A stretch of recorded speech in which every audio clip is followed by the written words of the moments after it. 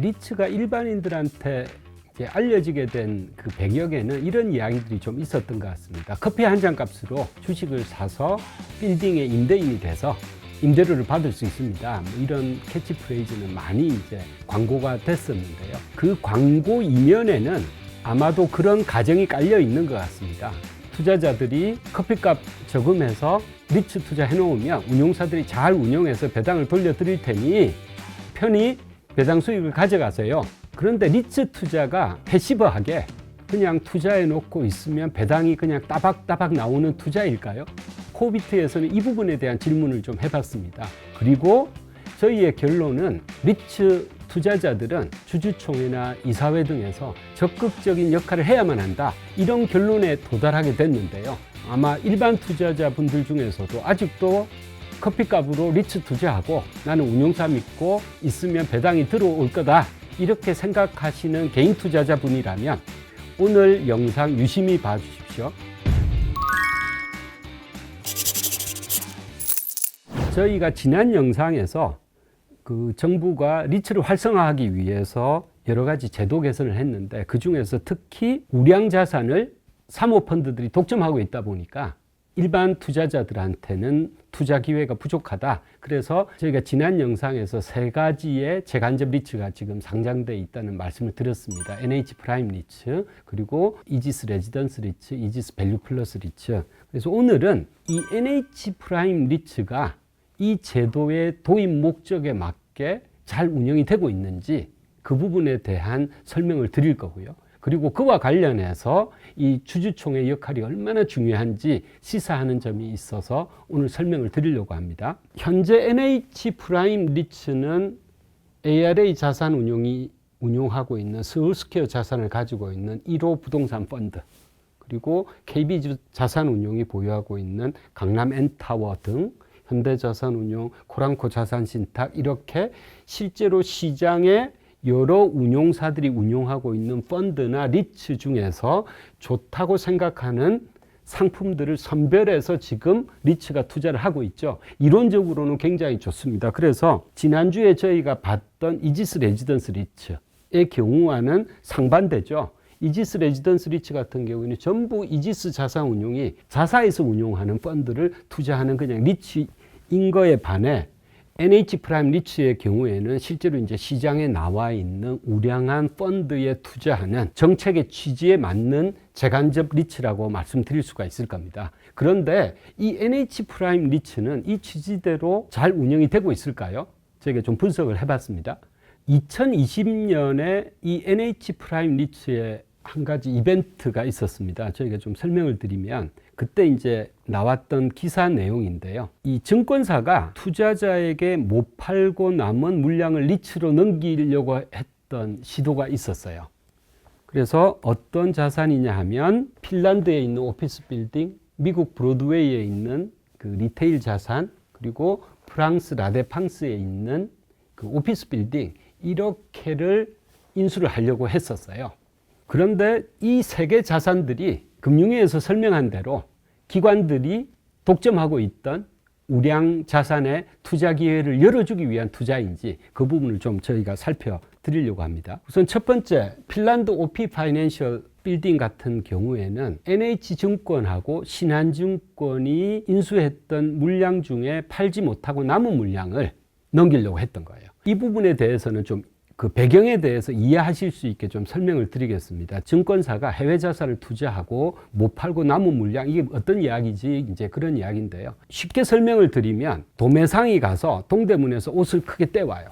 그런 다음에 이문을 붙여서 파는 겁니다. 소매로. 그러니까 이제 증권사가 이제 어떤 일을 하냐 하면 이 자산은 이제 인수를 할 때 한 6,300억 정도가 들어갔던 초대형 건물입니다. 아마 제 생각에는 이 거래는 핀란드의 부동산 신문이라면 아마 일면에 났을 정도로 핀란드 시장 규모를 감안했을 때는 어마어마하게 큰 거래였을 거고요. 이 거래에 2,500억 정도를 NH증권과 신한투자증권이 인수대금을 댑니다. 그런데 이제 증권사라는 게 본래 투자자가 아니잖아요. 증권사는 브로커리지 회사니까 거래를 도와주고 수수료를 버는 회사니까 이 인수를 해오고 나서 도매로 떼온 다음에 약간의 이문을 붙여서 국내에 있는 기관 투자자, 개인 투자자한테 파는 거죠. 그리고 팔고 나면 어떻게 되겠습니까? 2,500억이 다시 돌아올 거잖아요.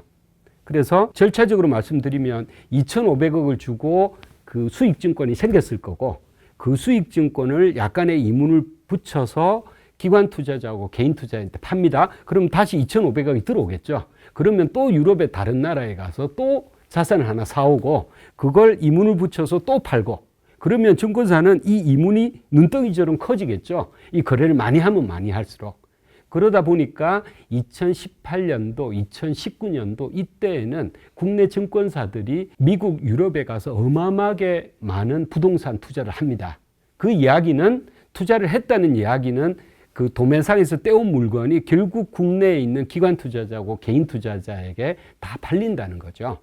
그런데 미매각 물량, 이 이야기는 그렇게 팔다가 못 팔고 남은 물량인 거죠.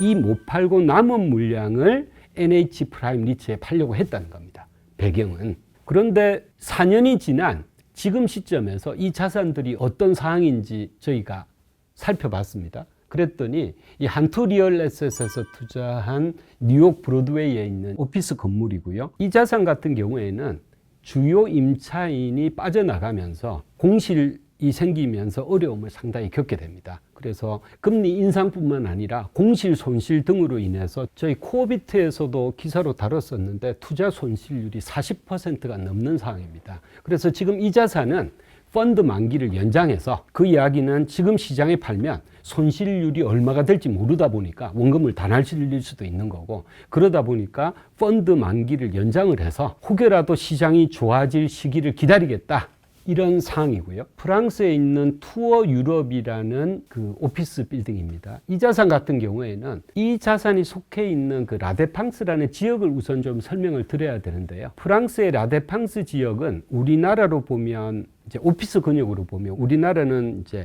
핵심 업무 지역이 도심, 강남, 여의도 뭐 이렇게 있잖아요. 그리고 주변부 시장인데 한국으로 보면 약간 분당 그 정도 되는 위치입니다. 그 지역의 라데팡스 지역에 그때 개발 붐이 불어요. 그래서 개발 붐이 불어서 거기에 오피스 빌딩들이 엄청 올랐습니다. 그런데 이때 2019년에 특히 한국의 증권사들이 라데팡스 지역에 가서 초대형 빌딩들을 거의 싹쓸이를 합니다. 그래서 제가 2019년 그 당시만 해도 영국계 회사에 다니고 있을 텐데요. 실제로 파리에 있는 팀들이 전화 와서 정말 한국에 무슨 일이 있냐, 왜 이렇게 프랑스의 핵심 지역도 아닌 이 라데팡스 지역에 와서 한국 투자자들이 왜 이렇게 공격적으로 조단위 건물도 사고 하냐, 뭐 이런 식의 질문을 막 해오던 기억이 나는데요.